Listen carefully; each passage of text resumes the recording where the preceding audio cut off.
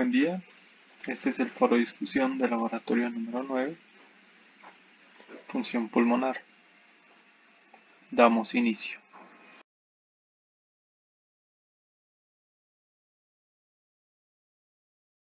Comenzaremos con la actividad número 1, que nos piden realizar una maqueta artificial, la cual la tenemos acá.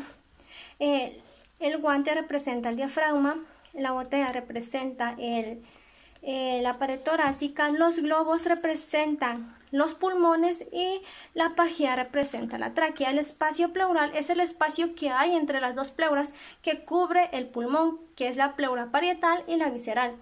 Además de esto, el pulmón tiene presiones normales, las cuales nos mencionamos ahora. Tenemos la presión alveolar, que en la inspiración es menos 1 centímetros por agua y en la expiración es 1 centímetros por agua positivos. También tenemos la presión pleural, que es menos 7 centímetros por agua en la inspiración y menos 5 centímetros por agua en la expiración. ¿Qué pasaría si nuestro globo tuviera un orificio abierto? Obviamente el aire saldría. Entonces durante la respiración ya los pulmones ya no se llegan a llenar de aire porque está saliendo constantemente aire, pero este aire se va a ir a acumular en los espacios pleurales, provocando así una afectación en el intercambio gaseoso, lo cual es representado con una presión que cada vez va siendo más positiva de los alvéolos, de los pulmones. Para estos tratamientos normalmente de drenaje, tenemos uno de ellos es el sello de agua, que es la colocación de una sonda en el espacio pleural, que será conectado a un recipiente con agua con el objetivo de evacuar en el espacio pleural la acumulación de líquidos, aires hasta sólidos acumulados.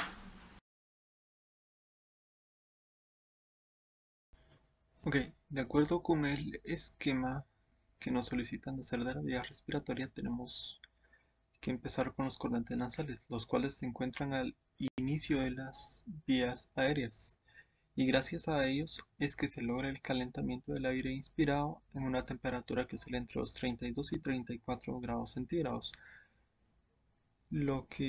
para que ingrese al resto de la vía aérea a una temperatura adecuada. Continuando con estos viene la faringe, que sirve como una vía de paso del aire, donde desde las fosas nasales y la boca hasta la laringe. En la laringe, la cual sirve al igual que la faringe como paso de aire, solo que esta llega hasta la tráquea, donde se encuentra con las células, con las cuerdas vocales que dejan entre sí un espacio conocido como glotis. Las cuerdas vocales cabe mencionar que son las encargadas de producir sonidos al momento de su vibración. Esta vibración se da cuando pasa el aire eh, rozándolas a través de ellas. Continuando con la tráquea, sus paredes están revestidas de anillos cartilaginosos que la mantienen abierta o distendida. Sus paredes en el interior están revestidas por cilios que se encargan de expulsar los líquidos y partículas, de reabsorber líquidos y partículas extrañas de las vías aéreas para que éstas no logren llegar a los pulmones. Eh, Al final de la tráquea se encuentra una bifurcación conocida como la carina. Esta es la que divide la tráquea en dos bronquios principales, los cuales son conductos tubulares y se encargan de llevar el aire de la tráquea hacia los bronquiolos. Los bronquiolos o bronquios lobulares son los encargados de distribuir el aire de, hacia los lóbulos pulmonares. Y para finalizar tenemos los alvéolos, los cuales son las estructuras finales de la vía respiratoria. Y más que nada, estas son las encargadas de realizar el intercambio gaseoso por los pulmones.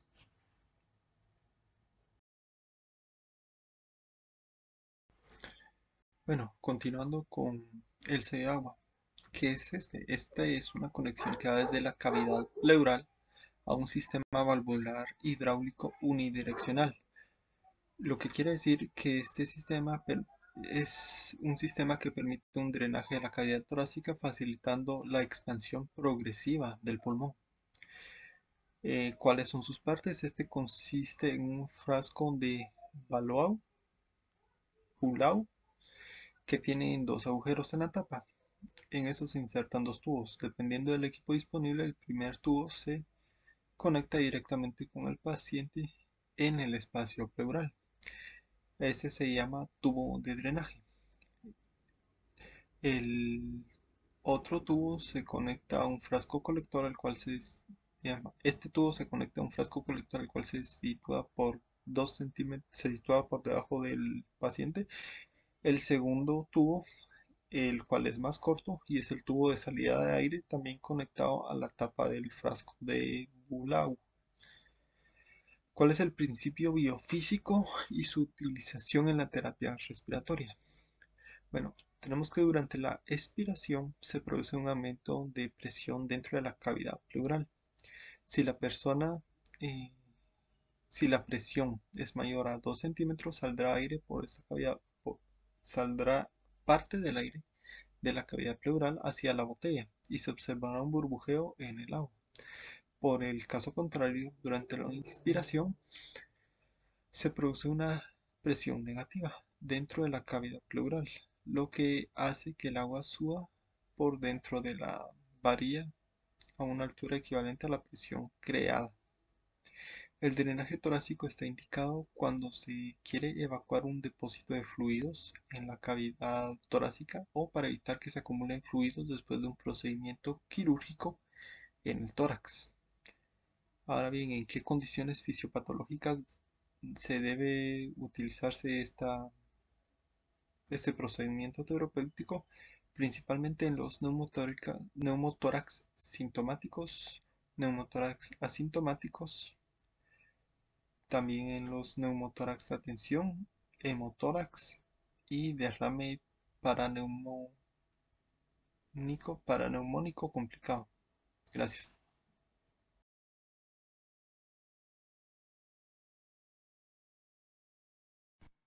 Bueno, continuando, yo soy Anmarifón Calderón Morales, carnet 2021-02004, y voy a explicar la actividad número 2 de nuestra guía de laboratorio. Los materiales que utilicé fueron un contenedor grande y dos recipientes, uno con la capacidad de 1 galón y otro con la capacidad de 200 mililitros.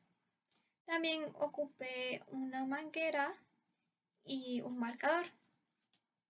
Lo primero que hice fue llenar mi contenedor grande con agua y mi galón también con agua, marcando cada 100 mililitros. Para esto utilicé este beaker, que es mi recipiente de 200 mililitros. Ya que tiene estas mediciones acá, se me hizo más fácil marcar cada 100 mililitros, ya que lo iba llenando de 100 en 100. Una vez llegué a los 3 litros, dejé de marcar 100 en 100 y llené mi galón tal cual la capacidad de este beaker. Una vez completé el llenado de mi galón, lo cerré y le di la vuelta sobre mi contenedor grande con agua. Lo segundo que hice fue acomodar mi galón y la manguera, destapando el recipiente e introduciendo la manguera. En esta parte pues tenemos un margen de error, ya que en el momento de acomodar todo salió un poco del agua del galón hacia el contenedor, más o menos unos 200 a 300 mililitros. Una vez todo acomodado, tomé el otro extremo, el extremo que no estaba dentro del galón, de mi manguera, y soplé o expiré la mayor cantidad de aire que me fuera posible. Mientras yo iba expirando, pues iba entrando aire a mi galón. Y mientras más aire entraba, el agua pues fluía desde dentro del galón hacia el contenedor. Al final, la cantidad de agua que salió del contenedor fue de 3.000 mililitros, perdón, de 1.300 mililitros. Sin embargo, cuando yo dejé de inspirar, pues se me deslizó el galón y salió aproximadamente unos 300 mililitros de agua. Así que nuestro margen de error total para esta actividad es de 500 mililitros, 500 a 600 mililitros. Entonces, teniendo como resultado que la cantidad de agua que salió de mi recipiente menos el margen de error sería el volumen de reserva expiratoria de mis pulmones, estando entre los 600 y 700 mililitros, que según Guyton esta es la cantidad normal o promedio en una mujer. Tomando en cuenta que mi volumen expiratorio está dentro del rango normal y suponiendo, bueno, hipotéticamente diciendo que el volumen corriente es de 500 mililitros y mi volumen de reserva expiratoria es de los 1900 mililitros, se podría decir que la capacidad vital de mis pulmones es de 3100 mililitros. Y eso es todo. Ahí se finaliza esta actividad teniendo los volúmenes y capacidad.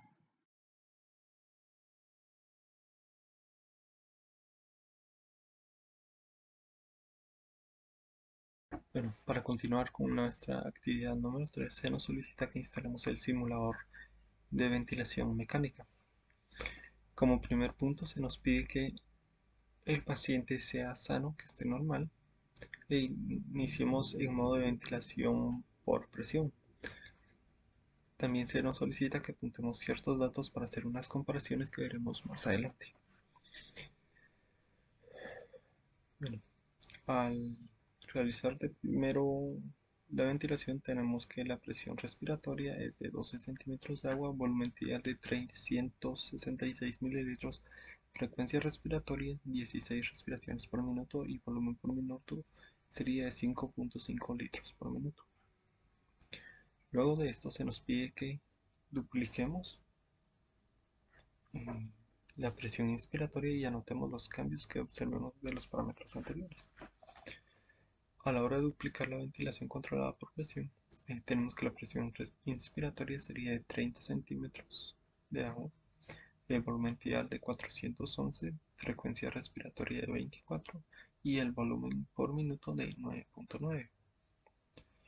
Luego de anotar estos datos haremos cierta comparación y daremos una conclusión más adelante. Se nos solicita también eh, poner al paciente como padeciendo síndrome de diestrés respiratorio agudo y también deberíamos eh, iniciar la ventilación controlada. Luego de hacer estas ventilaciones, al igual que en los casos anteriores, se nos pide que anotemos la presión inspiratoria, que en este caso sería de 12 centímetros de agua, el volumen ideal disminuye hasta 98 mililitros, la frecuencia respiratoria en 16 respiraciones por minuto y el volumen por minuto desciende hasta 1.5 litros por minuto debido al síndrome o patología que padece este paciente en teoría. Luego también nos solicita la aplicación si la aplicación muestra alguna alarma y explicar fundamentalmente por qué se dan estas alarmas y estas diferencias.